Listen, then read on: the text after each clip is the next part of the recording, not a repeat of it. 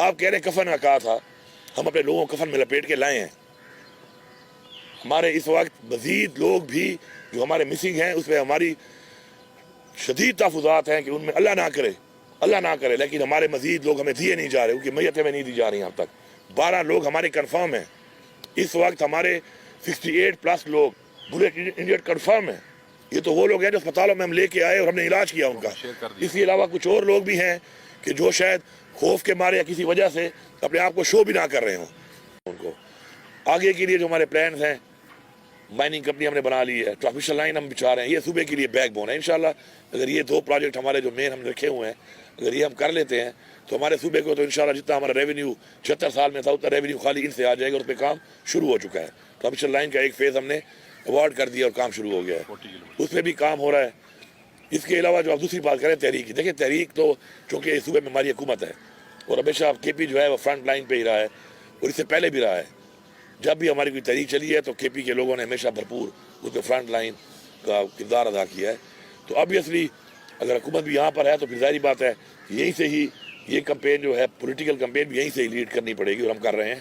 تو وہ میری اپنی علیحدہ ذمہ داری ہے. انشاءاللہ دونوں کو نبھا رہے ہیں اور انشاءاللہ بہترین طریقے سے نبھا رہے ہیں. جو پہلے ہفتے میں ہماری ہوئی اس میں یہاں پر بھی اور وہاں پر بھی میں نے ایک بات کی کہ دیکھیں افغانستان ہمارا ایک پڑوسی ملک ہے اور اس ماحول کے اندر کی دنیا نے جب اون کر لیا ہے، اس کو پوری دنیا نے اون کر لیا ہے، ہمیں بھی کوئی مذاکرات کرنے چاہیے ان کے ساتھ، کیونکہ مذاکرات کے بغیر مسئلہ حل نہیں ہوتا.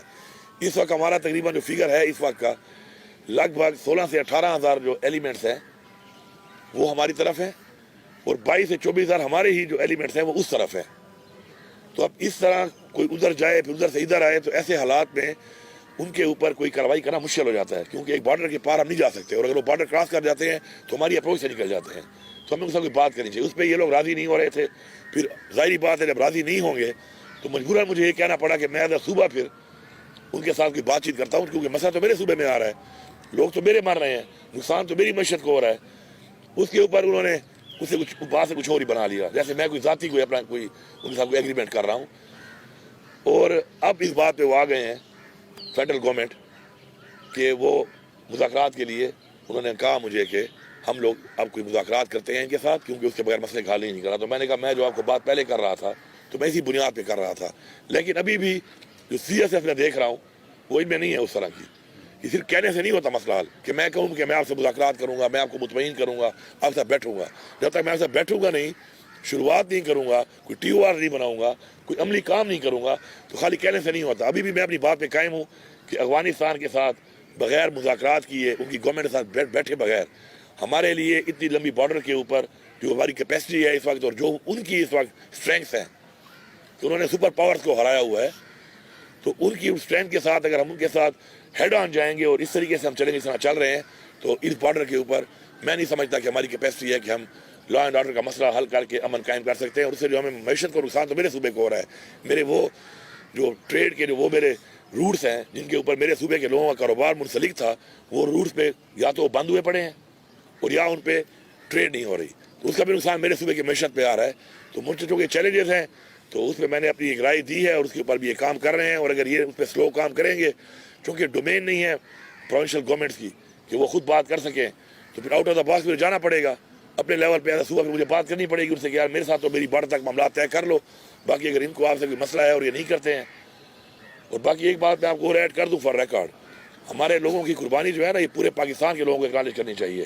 آج اگر میں ان کو نہیں چھوڑ رہا ہوں اور میں اس بارڈر سے لے کر کے پی کی بارڈر جو کہ مختلف صوبوں سے لگ رہی ہیں اس تک ان کو کنٹرول کر رہا ہوں اپنی عوام کی قربانی کے ذریعے، اپنی فورسز کی قربانی کے ذریعے، تو یہ اکنالج کرنا چاہیے پورے پاکستان کو کہ اس سے امن پورے پاکستان کا قائم ہے. ورنہ اس سے پہلے یہی لوگ جو ہے وہ لاہور اور کراچی اور پاکستان کے اسلام آباد اور پنڈی جیسے شہروں میں جا کر ایکٹیویٹیز کرتے رہے ہیں.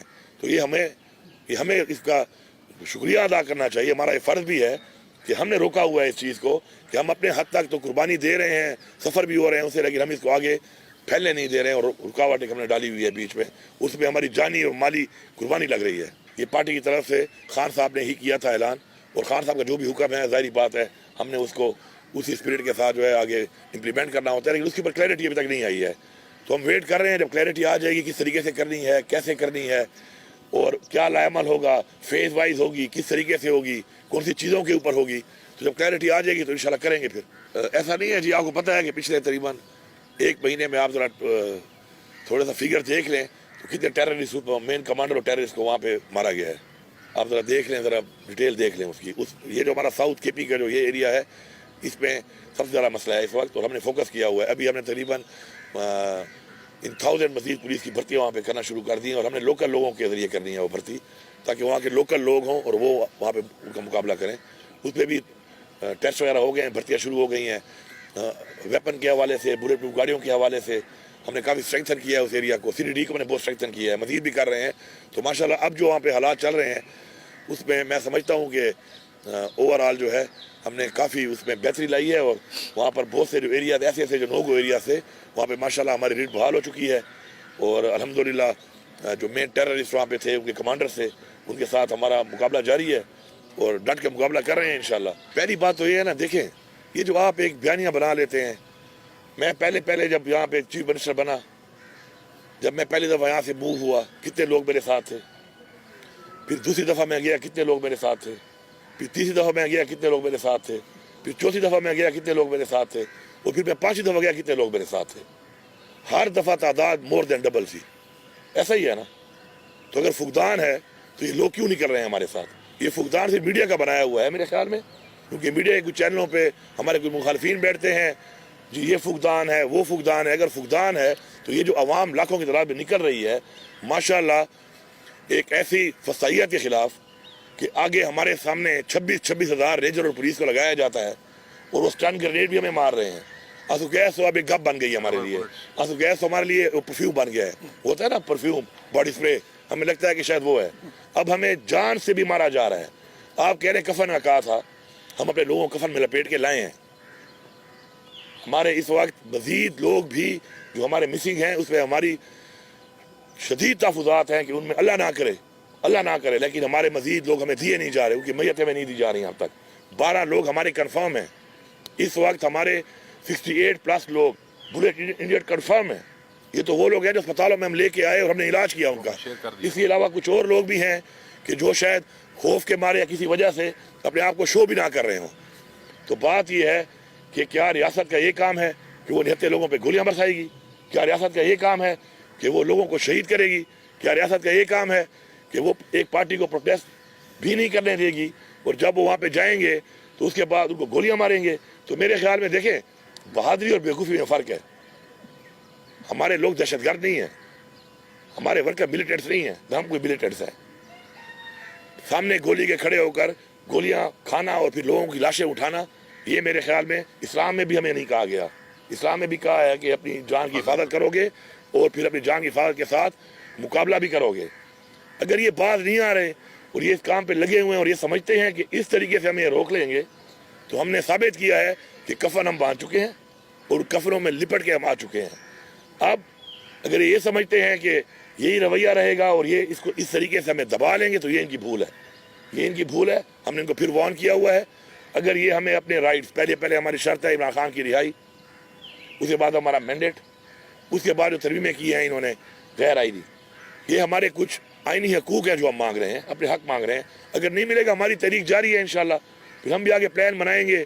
جس طرح پہلے آنسو گیس کے مقابلے کا ہم نے طریقہ ڈھونڈ لیا، اس کے بعد سٹن گرنیڈ آ گئے، پیلیٹ بلیٹس آ گئیں، اس کے بعد اب گولیاں آ گئی. تو ہر چیز کا انشاءاللہ ایک ہم راستہ نکال رہے ہیں، اور ہمیں فخر ہے اس بات پہ. فخر مور دین 100. تو میرے سامنے صرف جو میرا ایک قافلہ یہاں سے تھا، 3 سائڈوں سے ہم نکلے ہیں. ہم نے پولیس والے اور رینجرز والے پکڑے ہیں. ہم نے ان کو باحفاظت صرف چھوڑا نہیں ہے، باحفاظت پہنچایا ہے. ویڈیوز موجود ہیں. یہ ہمارا ظرف ہے. اس طرف سے ہمارے پہ گولیاں برسائی جا رہی ہیں، اور گولیاں برسانے کے بعد ہمارے پہ زخمی ہمیں نہیں اٹھانے دیے جا رہے. ہم زخمی اٹھانے جائیں، ہمارے پہ اور گولیاں برسائی جائیں. ہم کہہ رہے ہیں ہمارے مسنگ پرسن ہیں، بتا دو، تھانے میں ہیں، جیل میں ہیں، حوالات میں ہیں، وہاں تو مل نہیں رہے ہمیں، تو کہاں پہ ہیں؟ ہمیں نہیں بتایا جا رہا. تو بات یہ ہے کہ میرے خیال میں پاکستان کی تاریخ میں کسی پارٹی نے جمہوریت کے لیے، اپنی حقیقی آزادی کے لیے اتنی قربانی نہیں دی جتنی ہم نے دی. اور آخری بات ایڈ کر لوں، یہ اب کی بات نہیں ہے، آن ریکارڈ ہے. 1977 میں ذوالفقار علی بھٹو نے انارکلی سے شروع کیا لوگوں کا قتل عام، اور پورے پاکستان میں کرسی کے لیے قتل عام کروایا. اس کے بعد اگر پاکستان ٹوٹا ہے، اس کی صرف ایک وجہ ہے، اور وہ وجہ یہ ہے کہ ان کو سمجھ آ گئی کہ ہم وزیر اعظم نہیں بن سکتے. انہوں نے ملک توڑ دیا کرسی کے لیے. اس کے بعد ماڈل ٹاؤن میں نون لیگ نے کیا کیا ہے آپ کے سامنے ہے. لوگوں پہ گولیاں برسائیں جتے لوگوں پہ. اس کے بعد آج پھر دوبارہ یہ دونوں مل کے ہی کام کر رہے ہیں. لیکن ایک بات یاد رکھے, ہر چیز کا ایک انجام ہوتا ہے. ہم نے بہت تاریخیں پڑھی ہیں, اس تاریخوں میں انجام ایک ہوتا ہے, اور انشاءاللہ ان کا وہ انجام ہونا ہے کہ وہ بھی تاریخ کا حصہ بنے گا اور دوبارہ کوئی بھی اس طرح کرنے کی انشاءاللہ ضرورت نہیں کرے گا.